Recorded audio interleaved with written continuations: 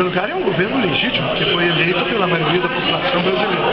E eu acho que ele enfrentou muitas dificuldades no primeiro semestre, principalmente por causa do impacto da crise econômica internacional no Brasil, que foi muito forte, os países da América do Sul, né, foi muito forte. Mas o governo começou a melhorar nos últimos meses. A parte política, com a reforma ministerial, acho que desembaraçou as relações do governo com o Congresso, com o ministro Jacques Wagner na Casa Civil, com o ministro Ricardo Rezende na Secretaria de Governo. E agora o grande desafio é melhorar também a parte econômica. Falando sobre a parte econômica, o que você vê de perspectiva quanto à situação da economia brasileira? Perspectivas boas ou ruins ou médias? O Brasil é um país muito grande, né? Com uma economia muito forte, e já enfrentou crises maiores do que essa, e superou, saiu até maior lá na frente. A conjuntura internacional não é muito fácil, né? Todos os países estão sofrendo um impacto, no Brasil também, mas eu acho que é possível concluir essa etapa do chamado ajuste para reequilibrar as contas públicas e ter uma política de recuperação da economia. Acho que isso é possível.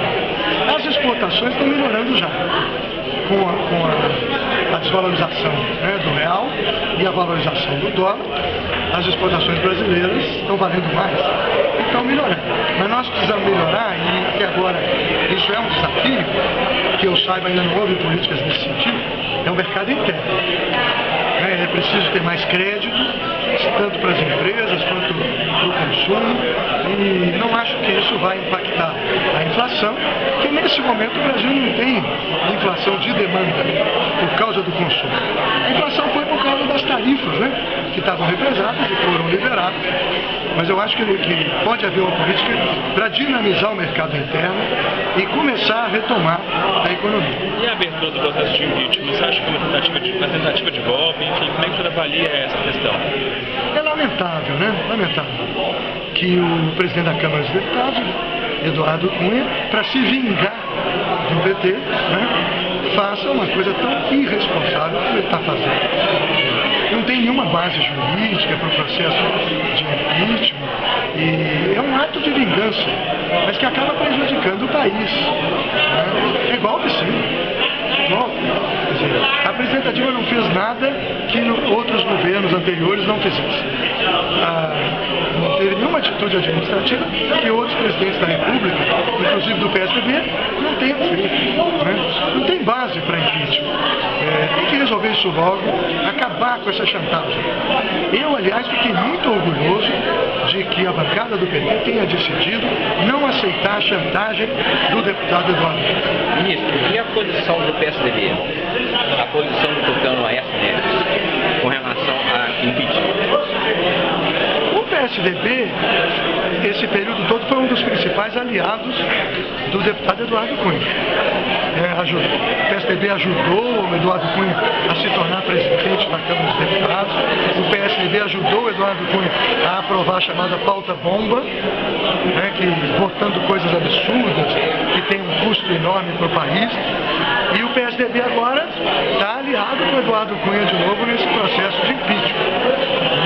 Eu acho que o povo brasileiro saberá avaliar, né, e terá uma opinião bastante crítica sobre a responsabilidade que o PSDB está tendo, né, de apoiar a conduta irresponsável do deputado Eduardo Cunha. Ministro, finalizando, o senhor não acha que, qual é a sua avaliação, que nesses últimos anos do governo da administração PT, 12 anos, a SECOM, a Secretaria de Comunicação Social, ela foi muito técnica e muito republicanista, usando um processo de republicanismo na questão de verbas publicitárias, onde a grande mídia foi bem privilegiada e ela não soube conduzir bem esse processo? O que eu acho que os recursos publicitários do governo federal devem ser descentralizados.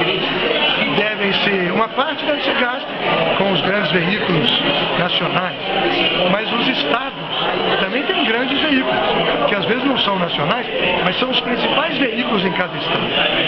E os municípios também têm veículos importantes. Então você pode gastar uma parte, né, com a Rede Globo, por exemplo, mas pode gastar uma parte com os veículos das capitais dos estados e deveria gastar uma outra parte com os jornais alternativos, com as rádios, né, com televisões que estão no interior do país. Milhões, dezenas de milhões de pessoas vivem no interior do país. Por que o governo deveria gastar toda a verba publicitária só com veículos do Rio e de São Paulo?